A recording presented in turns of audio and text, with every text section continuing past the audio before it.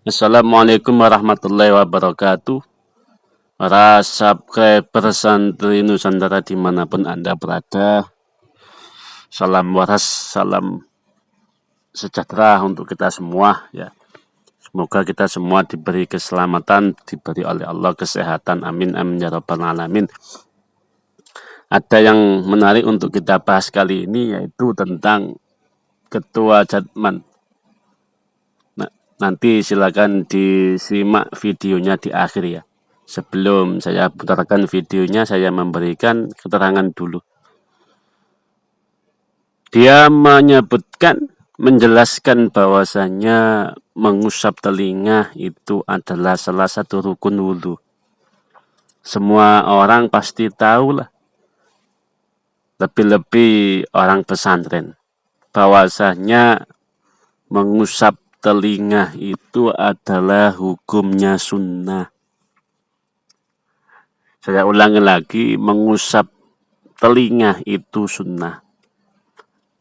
Kalau sunnah, seumpama tidak, ya tidak apa-apa. Tidak diusap, tidak apa-apa, karena itu sunnah. Ini Ketua Jatman loh ya, yang bicara. Bahwasanya mengusap telinga itu rukun. Kalau rukun otomatis kan wajib. Kalau wajib ya harus dibasuh. Padahal mengusap telinga itu sunnah hukumnya. Ya, bagaimana penjelasan daripada Gus Aziz Jazuli? Kita simak bersama-sama videonya. Apabila kita mau meneladani, mempelajari hikmah daripada wudhu sampai ke telinga, yang sering kita menjadi rukun dalam wudhu, sampai ke telinga, yang sering kita menjadi rukun dalam wudhu, sampai ke telinga, yang sering kita menjadi rukun dalam wudhu, membasuh kedua telinga. Telinga itu pun akan mempunyai filter yang luar biasa, tidak mudah menerima hoax, menerima lain-lain yang berdampak akibat memecah belah umat atau memecah belah bangsa. Mengusap sebagian mengusap telinga itu hukumnya apa sih? Sunnah apa wajib itu? Sunnah benar? Yakin? Yakin benar? Nah, iya ayah wali sedunia jenage mengatakan bahwa mengusap telinga ketika wudhu itu hukumnya rukun jenage, wajib di wudhu. Astagfirullahaladzim. Sallallahu alaihi wasallam Muhammad bin Abdullah wa alihi wasallam wala haula wala quwwata illa billahi rabbil shrah li sadri wa yassir li amri wa hlul 'uqdatam min lisani yafqahu qawli. Amma ba'du. Alhamdulillah, ini kita sampai pada pembahasan non pemerintah mubtilatul wudhu atau nawaqidul wudhu. Yang pertama apa itu? Satu, keluarnya suatu dari berjalan, kubur, kecuali ini. Dua, hilangnya kesadaran akibat itu, kecuali duduk sampai tidur, ya, tutup, ya, boleh. Dulu pegangan kulit antara wali perempuan, yang bukan mahram apa muhrim? Muhrim mahram. Muhrim dari mahram. Muhrim orang yang ihram haji umrah ya muhrim. Mahram orang yang haram dinikahi perempuan ya. Mahram ada berapa kemarin? Kriterianya itu 3, hiji nasab, 2 nikah, pernikahan, perkawinan, 3 persusuan, ya rodoah namanya. Susu dari langit nih. Terus yang keempat, sekarang apa itu mas? Suqubulil adami au halaqati duburihi bi batnir raha au butunil asabihi. Jadi yang keempat itu adalah memegang masuk kubulil adami, gepok kubule menungso. Ini dia menungso, dia adami ya. Pohon. Nah, benar bisa pakai neta. Nah, apa ya? Jadi memegang kemaluan manusia. Awal halaqati duburihi utawa bolongan dubure menungso. Jadi memegang kemaluan manusia atau lubang dubur manusia dengan apa? Dibuat niraha, epe itu, telapak tangan. Telapak tangan ya. Pokok apa namanya yang nggak terlihat nih. Kalau dua telapak tangan itu digabungkan, disatukan, yang nggak kelihatan ini namanya batin. Berarti yang terlihat, mau itu pinggir-pinggir tak? Itu namanya zahir, yang kelihatan. Yang kelihatan dohir itu dikatakan bagian luar gitu. Yang kelihatan nih, meskipun dari pinggir itu namanya bagian luar. Nah terus yang nggak kelihatan itu namanya batin atau bagian dalam. Au butunil asabi sama ini tadi. Jadi roha itu ini yang ini. Batnur roha itu yang ini. Kalau butunil asabi itu ya. Nah, di bagian dalam dari jari. Dan terus dari mana ini dalilnya ini? Kok memegang alat kelamin itu membatalkan wudu? Ya karena ada sebuah hadis yang diriwayatkan oleh Imam Abu Dawud radhiyallahu taala anhu, man massa dzakarahu falyatawadda. Barang siapa yang memegang kemaluannya maka dia wudu. Wajib wudu. Falyatawadda, maka hendaknya dia wudu. Terus bagaimana dengan dubur? Ya kias. Dikiaskan. Kalau kubul memegang kubul saja itu membatalkan wudu, maka untuk memegang dubur itu pun sama. Lalu bagaimana dengan perempuan? Sarwabaya kias. Itu, bro. Karena memang dalam sumber hukum Islam itu kan dua sebenarnya. Cuma dua, teks ayat Al-Qur'an, hadis Nabi. Nah, adapun ijma, qiyas, ada amalus sahabah, amalan-amalan atau pendapat dari para sahabat, pendapat dari Ahlul Madinah, kemudian ijma Ahlul Madinah, kemudian istishab, istihsan, non beta, al-adah, tradisi ataupun yang lain, itu semuanya adalah pro kontra di antara para ulama. Dan kesemuanya itu bersumber kepada ayat Al-Quran atau hadis Nabi. Nah, jadi seandainya kalau ada statement bahwasanya dalil yang disepakati oleh para ulama 4, ya benar. Cuman dari qiyas dan ijma itu pun bersumber kepada Al-Quran atau hadis. Itu, bro. Nah, sehingga di sini bagaimana dengan perempuan tadi? Gimana kalau perempuan itu untuk yang membatalkan wudunya itu bagaimana? Ya pokoknya bagian dalamnya saja udah. Jadi dikiaskan dengan halaqati duburihi. Nah, itu dikiaskan ke situ. Ya padahal hadisnya itu hanya man massa dzakarahu falyatawadda. Tadi disebutkan cuma dzakar doang. Man massa, barang siapa yang memegang dzakarahu, dzakarnya, falyatawadda, maka hendaknya dia wudu. Kan disebutkan laki-laki. Lalu bagaimana dengan perempuan? Ya kias. Kalau laki-laki seperti itu, perempuan ya sama. Nggak ada bedanya. Makanya ini sebenarnya menjadi pro kontra di antara para ulama. Karena dalam hadis yang lain itu salah satu sahabat Nabi Muhammad SAW itu bertanya kepada Rasulullah, ya Rasulullah, bagaimana ketika seseorang itu sudah berwudu kemudian dia memegang kemaluannya? Innama huwa bid'atun minka. Zakar itu, kemaluan laki-laki itu bagian dari musiknya, nggak masalah. Itu. Nggak batal. Itu sebagian pandangan ulama ya. Makanya fikih kayak gitu, bro. Ya baik ya pendapatnya. Imam Syafi'i mengatakan megang kemaluan itu batal. Imam-imam yang lain nyatakan bahwa nggak batal. Segitu baik biasa kan. Nah, ulama nggak tahu hukum. Ulama nggak tahu hukum, namanya juga ulama. Nah, ayat wali cenah gitu ya. Wali sedunia. Bro, eta lamun mengusap sebagian mengusap telinga itu hukumnya apa sih? Sunnah apa wajib itu? Sunnah, benar? Yakin benar? Nah, iya ayat wali sedunia cenah ge. Mengatakan bahwa mengusap telinga ketika wudu itu hukumnya rukun cenah ge, wajib di wudu. Astagfirullahaladzim. Dia wali sedunia kudu ngaji bae karena kok rieu Inggris lah.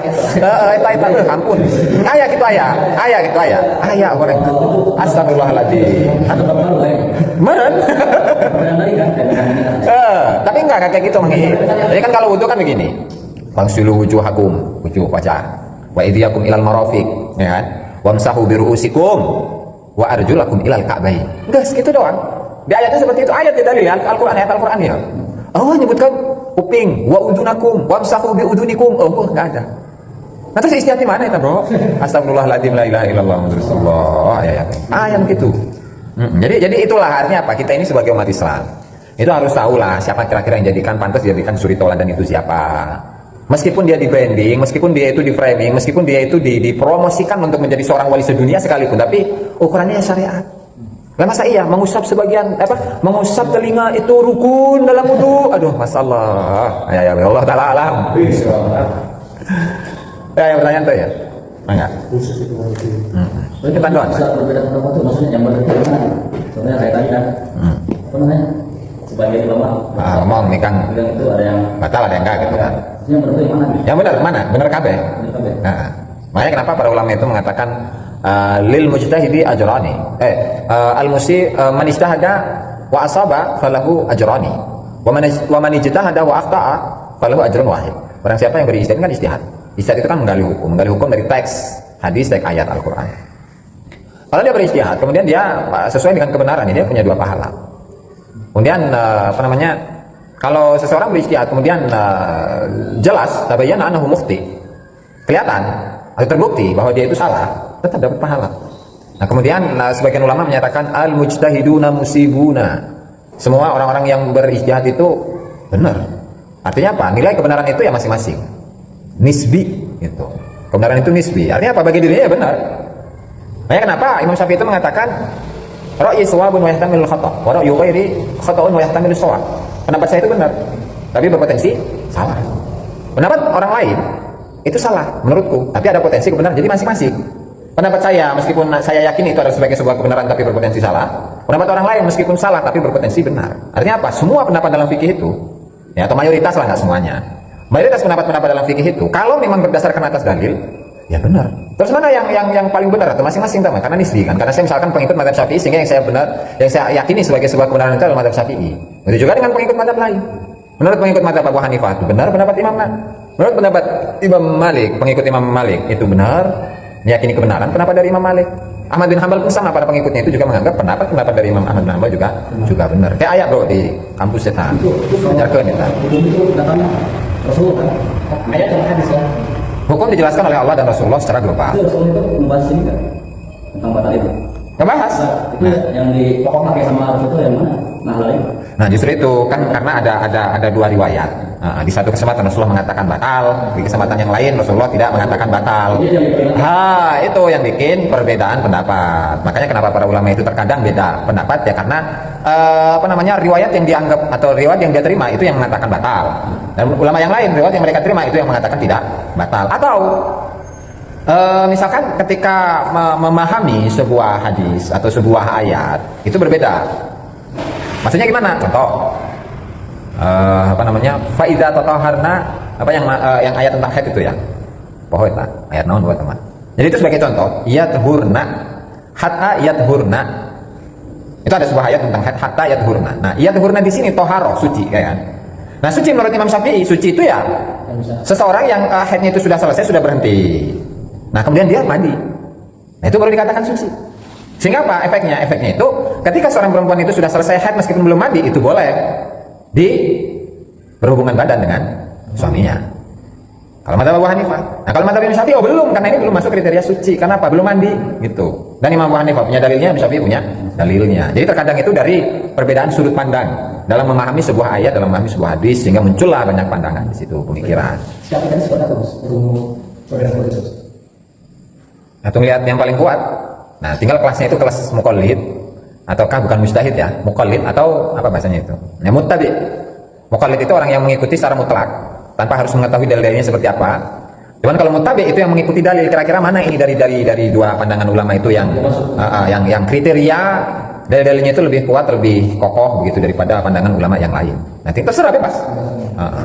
Cuman kan kalau bagi seseorang yang bisa memahami dalil atau mengikuti dalil. Cuman kalau enggak, pokok kumaha cek kitab eta bebas atau enggak, nah bebas. Jadi ya terserah gitu, terserah intinya ya. Cuma jangan menebak apa yang berbeda itu. Betul. Jadi jangan menganggap bahwa pandangan yang kita ikuti itu adalah kebenaran mutlak pula. Ya pokoknya kieu bisa bro. Iya pembahasan fikih ya. Pembahasan fikih. Tadi misalkan Imam Syafi'i mengatakan bahwa ketika seorang perempuan itu suci dari haid dan belum mandi, itu belum dikatakan suci. Baru dia itu suci ketika sudah mandi. Dan kebenaran mutlak itu ini nggak bisa bro, nggak bisa. Nah, karena ini apa? Ayat tersebut itu memiliki banyak potensi. Ayat tersebut memiliki banyak kemungkinan. Sehingga apa? Sehingga kemungkinan yang ada, nah itu bisa terjadi. Artinya jangan sampai kita itu menganggap bahwa pandangan kita itu adalah kebenaran mutlak pula, bro. Itu ya. Tapi membahas ini kan semua orang juga hukum kan itu. Kalau mengusap telinga, madhab apapun dan madhab manapun tidak ada yang menyatakan itu adalah rukun atau fardu atau wajib dalam wudu. Allah nggak ada bro. Kita menanti mana tadi pagi mukodam bersama. Salah. Saya ya bayang. Itunya. Jadi itu berdasarkan kalau berdasarkan suami itu ada yang juga batal atau batal. Bohong. Itu kan ada. Ayah. Nah, di antaranya Imam Malik. Dari Imam Malik, Imam Abu Hanifah sama perbolehkan, boleh. Nggak batal maksudnya, bukan boleh, nggak batal. Dan kaitannya itu adalah dengan ini syahwat, ada syahwat atau enggak gitu. Karena repot, misalkan ketika seorang itu tawaf, Nah, kan ibadah. Orang-orang kan banyak di situ. Dan apa namanya, orang yang ihram itu kan gini. Tak. Contoh lah. Ini kan nggak pakai baju. Tapi kalau bukan ini kan? Bukan lah sekarang lah ya. Hajinya lain haji mimpi ditarik lain gitu. Nanti ya, seret, rame posisi naita. Rame, otomatis kan tangan atau badan itu kadang injek orang perempuan, kadang bersentuhan kulit dengan perempuan, ininya tangannya atau kakinya misalkan.